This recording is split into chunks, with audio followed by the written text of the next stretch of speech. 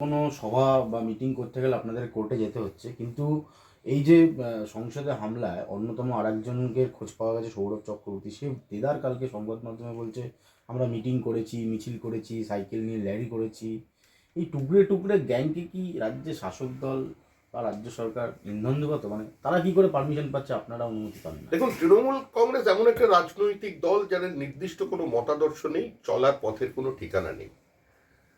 যখন ক্ষমতায় এসেছিল তাদের একটাই দর্শন ছিল সিপিএম বিরোধিতা, সিপিএম বিরোধিতা এবং সিপিএম বিরোধিতা। এই চলার পথে যেখানেই সিপিএম এর বিরোধিতা হয় তারাই তাদের বন্ধু ছিল। আজকে যারাই বিজেপির বিরুদ্ধাচারণ করবে কিংবা প্রধানমন্ত্রীকে কদর্য ভাষায় আক্রমণ করবে তারাই তৃণমূলের সাথী। তো সেখানে কোথায় দেশের আভ্যন্তরীণ নিরাপত্তা বিঘ্নিত হচ্ছে, কোথায় আন্তর্জাতিক সম্পর্কের উপর প্রভাব পড়ছে, কোনটা ভারতবর্ষের জাতীয় সুরক্ষার ক্ষেত্রে বিপজ্জনক হচ্ছে, এটা বাঁচার ক্ষমতা বা ইচ্ছা কোনোটাই তৃণমূলের নেই। আর এই যে টুকরে টুকরে গ্যাং, এরা মিটিং মিছিল এইসব করতে অ্যাক্টিভ থাকতো পশ্চিমবাংলায়, সরকার জানতো না? পশ্চিমবঙ্গে তো কোভিডকালে স্লিপিং সেলের সংখ্যা বেড়েছে, মডিউল অনেক বেশি বেড়ে গেছে। কুচবিহারকে সেন্টার করে ভারতবর্ষের বিভিন্ন জায়গায় ছড়িয়ে পড়ছে তারা। সেন্ট্রাল গভর্নমেন্ট তো গোয়েন্দা দফতরকে এটা জানিয়েছে। তো এটা তো এরা যে চলছে, উগ্রপন্থীদের কাছে যেমন এটা একটা সেফ প্যাসেজ, যে কোনো ভারত বিরোধী বা মৌলবাদী শক্তির কাছে এটা একটা হ্যাপি হান্টিং গ্রাউন্ড বা নিজেদের আরো পল্লবিত করবার জন্য জায়গা হচ্ছে পশ্চিমবঙ্গ। সেটা চলছে। এরা শুধু এই আন্দোলন নয়, এরা হচ্ছে আপনার জাতীয় সড়ক যখন সম্প্রসারণ হচ্ছে তখন গাছ কেন কাটা হয়েছে সেই সম্প্রসারণের জন্য এরা দেদার আন্দোলন করেছে, এবং সেখানে পুলিশ উপস্থিত ছিল, প্রশাসন সেই আন্দোলন দেখেছে। আমাদের বক্তব্য, এরা তো কেন্দ্রীয় সরকার একাধিক প্রকল্পের কাজেও বাধা দিয়েছে বিভিন্ন সময়, এই সৌরভ চক্রবর্তীরা দাবি করেছেন গতকাল। কিছু মানুষ এগুলো করে, কিছু তো মানুষকে করতে হবে। যে রাধে সে চুল বাঁধে। বাচ্চা বাচ্চা ছেলেরা যারা ফুটবল খেলে তারা আবার শীত পড়লে ক্রিকেটও খেলে, আবার ছোট মার্বেলও খেলে, যদিও এখন উঠে গেছে, গুলি খেলাটা নেই। এরা ওই রকমই আছে। এরা যেদিনকে এই মানে অ্যাটাকটা করেছে, তারপরে তার আগের একটা টিম তৈরি করে মিটিং করেছিল, যেটা দিল্লি পুলিশ সূত্রে খবর যে এরা একটা বড় পরিকল্পনা করেছিল মে মাসে একটা বড় ধরনের ঘটনা ঘটানোর। মানে এই এই যে টোটাল বিষয়টা, সেটাতে এক তো দেখুন, এখানে তো একটা সিকিউরিটি ল্যাপস আছে, এবং এর দায় কেন্দ্রীয় সরকারও অস্বীকার করেনি, স্পিকার অস্বীকার করেনি, রাজ্যের দেশের যিনি গৃহমন্ত্রী আছেন তিনিও অস্বীকার করেনি। খালি গৃহমন্ত্রকের পক্ষ থেকে একটা আবেদন জানানো হয়েছে যে কোনো গুজবে কান দেবেন না, অহেতুক কোনো বিতর্কে জড়িয়ে পড়বেন না।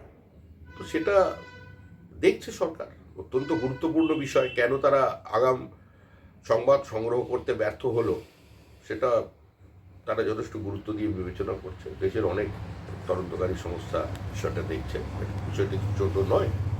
বিধানসভা আগে এবং বিধানসভার পরে আপনারা বারবার বলেছেন বিজেপি কর্মীদের আক্রমণ, ঘরচারা, মারধর, খুন। কালকে দেখা যাচ্ছে পুলিশের মুখ বন্ধ করতেই একটা বড় পুরস্কার দক্ষিণ চব্বিশ পরগনা জেলা প্রশাসন। এই দক্ষিণ চব্বিশ পরগনায় একাধিক বিজেপি কর্মীরা তারা ঘর ছাড়া ছিল, তাদের পুলিশ ফেরাতে পারেনি।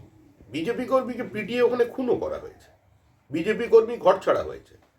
বিজেপির প্রার্থীর সঙ্গে নির্বাচন চলাকালীন সঙ্গ দেবার জন্য, মিছিলে থাকবার জন্য মহিলারা গ্যাংরেপ্ট হয়েছে, সবই হয়েছে।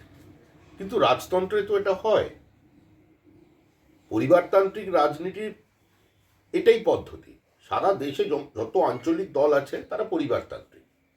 আর পরিবারতন্ত্র থাকলেই যে সেকেন্ড ম্যান থাকবে, যিনি সাকসেসর থাকবেন, তো তাকে উপঢৌকন দিতে হবে, সেই জায়গাটাকে বড় করে দেখাতে হবে। এটা পদ্ধতি, এর মধ্যে কোনো অন্যায় নেই।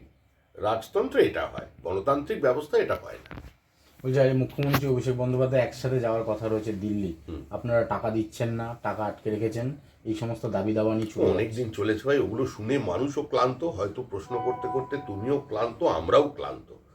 মানুষ বোঝে কোনটা কি। বাংলার মানুষ একটু দরিদ্র হতে পারে, কিন্তু মানুষকে রাজনৈতিকভাবে মূর্খ বা অচেতন মনে করার কারণ নেই। বলছি এই তৃণমূল নেতাকে বিয়ে করতে অস্বীকার এই পাপিয়া বলে একজন কাউন্সিলর, তিনি অভিযোগ করেছেন তার দলের এক নেতা। হ্যাঁ, ভয় টয় দেখাচ্ছে নাকি, ভয় দেখাচ্ছে, বিয়ে করতে চাইছে না। অন্যের পরিবারের মধ্যে বিয়ে, প্রেম, অশান্তি, বিচ্ছেদ, এগুলো নিয়ে আমরা কেন বাইরে থেকে কথা বলতে যাব? তৃণমূল ভালো দল, না, তিনি হুমকি দিচ্ছে বলে থানায় অভিযোগ করেছে, মানে দলের নেতার বিরুদ্ধেই অভিযোগ, দলের কাউন্সিলর অভিযোগ করছে দলের নেতার বিরুদ্ধেই হুমকি দিচ্ছে, প্রাণে মারার হুমকি দিচ্ছে, থানায় পর্যন্ত অভিযোগ দায়ের করেছে। গোষ্ঠীদ্বন্দ্ব প্রকাশ্যে। এটা ভালোবাসা, আচ্ছা, এটা অনুরাগের ছোঁয়া, এর বেশি। বলছি যে রাজস্থান থেকে উদ্ধার ললিত ঝা রাজস্থান যাওয়ার আগে যে মোবাইলগুলো পুড়িয়ে দিয়েছিল, সেখান থেকে পুলিশ কিছু স্যাম্পেল কালেক্ট করেছে। কি মনে হচ্ছে এই টুকরে টুকরে গ্যাংস্টারের আরও বড় কানেকশন আছে? এই যদি মোবাইল থেকে কোনো মানে পুড়ে যাওয়া মোবাইল থেকে কিছু পাওয়া যায়? এগুলো তো তদন্তকারী সংস্থা বলতে পারবে। বিজেপি তার ফরেন্সিক এক্সপার্ট নয়, যাদের কাজ তারা করবে। তবে আমরা মনে করি এভাবে ভারতবর্ষকে দুর্বল করা যাবে না। যতই নরেন্দ্র মোদীর বিরুদ্ধে, বিজেপির আমাদের পরিবারের বিরুদ্ধে সংঘবদ্ধ আক্রমণ হোক না কেন, সমালোচনা হোক না কেন, মানুষ স্থায়িত্বের পক্ষে, নির্ণায়ক সরকারের পক্ষে, স্থিতিশীল অর্থনীতির পক্ষে, জিডিপিকে নির্দিষ্ট মাত্রায় ধরে রাখার পক্ষে। তাই প্যারাডিয়াম শিফট হয়ে যাবে এই নতুন ভারতবর্ষে, এগুলো কোনো প্রভাব ফেলতে পারবে না। অধীর চৌধুরীরা প্রশ্ন করলেই খুব রেগে যাচ্ছেন এই টুকরে টুকরে গ্যাং নিয়ে। জোট নিয়ে কি খুব বেশি মুখ খুলতে চাইছে না? যেহেতু জোট রয়েছে, অধীর চৌধুরীরা যদি এ রাজ্যের সরকারের বিরুদ্ধে বিরোধিতা শুরু করে দেয় তাহলে জোটে প্রভাব পড়তে পারে। অধীর চৌধুরীরা মেজাজ হারিয়ে দেয়। দেখুন,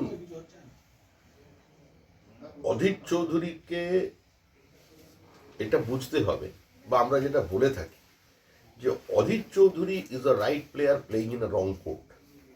উনি মমতা ব্যানার্জির সরকারকে উৎখাত করতে আন্তরিক হলেও উনি কবে বুঝবেন আর যে কংগ্রেসের মঞ্চে থেকে কোনোদিন তৃণমূল কংগ্রেসের বিরুদ্ধে লড়াই করা যাবে না।